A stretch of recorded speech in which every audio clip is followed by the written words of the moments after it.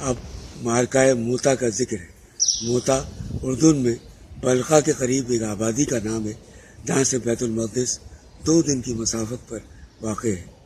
مارکہ موتا یہیں پیش آیا۔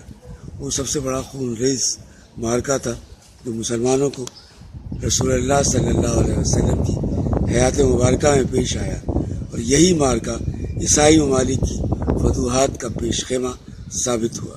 اس کا زمانہ وقوع جمادی الاول سن 8 ہجری مطابق اگست یا ستمبر 629 عیسوی ہے۔ اس مارکے کا سبب یہ ہے کہ رسول اللہ صلی اللہ علیہ وآلہ وسلم نے حارث بن عمیر ازدی رضی اللہ عنہ کو اپنا خط دے کر حاکم بصرہ کے پاس روانہ کیا تو انہیں قیصر روم کے گورنر شرجیل بن عمرو غسانی نے، جو بلخا پر مامور تھا، گرفتار کر لیا اور مضبوطی کے ساتھ مار باندھ کر ان کی گردن مار دی۔ انا للہ و انا الیہ راجعون۔ یاد رہے کہ سفیروں اور قاصدوں کا قتل نہایت بدترین جرم تھا جو اعلان جنگ کے برابر بلکہ اس سے بھی بڑھ کر سمجھا جاتا تھا۔ اسی لیے جب رسول اللہ صلی اللہ علیہ وسلم کو اس واقعے کی اطلاع دی گئی تو آپ پر یہ بات سخت گران ہوئی اور آپ نے اس علاقے پر فوج کشی کے لیے 3000 کا لشکر تیار کیا، اور یہ سب سے بڑا اسلامی لشکر تھا جو اس سے پہلے جنگ احزاب کے علاوہ کسی اور جنگ میں فراہم نہ ہو سکا تھا۔ رسول اللہ صلی اللہ علیہ وسلم نے اس لشکر کا سپہ سالار حضرت زید بن حارث رضی اللہ عنہ کو مقرر کیا اور فرمایا کہ اگر زید قتل کر دیے جائیں تو حضرت جعفر بن ابی طالب رضی اللہ تعالیٰ عنہ، اور اگر جعفر شہید کر دیے جائیں تو عبداللہ بن رواحہ رضی اللہ عنہ سپہ سالار ہوں گے۔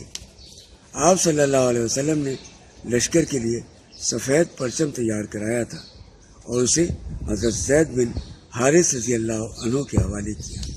لشکر کو آپ نے یہ وصیت بھی فرمائی کہ جس مقام پر حضرت حارث بن عمیر رضی اللہ عنہ قتل کیے گئے تھے وہاں پہنچ کر اس مقام کے باشندوں کو اسلام کی دعوت دے۔ اگر وہ اسلام قبول کر لے تو بہتر، ورنہ اللہ سے مدد مانگے اور لڑائی کرے۔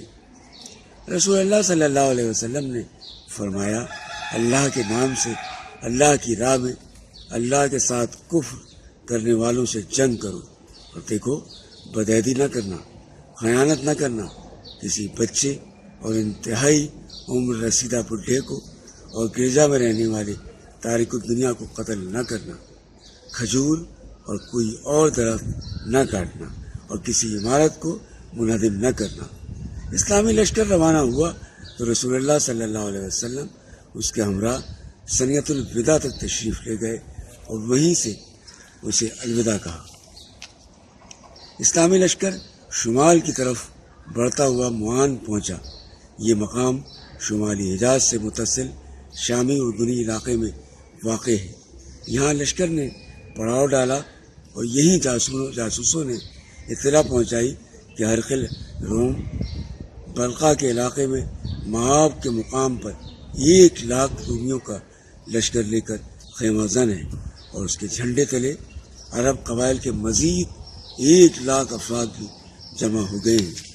مسلمانوں کے وہم و گمان میں بھی نہ تھا کہ انہیں ایسے لشکر جرار سے سابقہ پیش آئے گا۔ اب ان کے سامنے سوال یہ تھا کہ آیا 3,000 کا چھوٹا سا لشکر 2,00,000 کے ٹھاٹے مارتے ہوئے سمندر سے ٹکرا جائے یا کیا کرے؟ مسلمان حیران تھے، اور اسی حیرانی میں معان کے اندر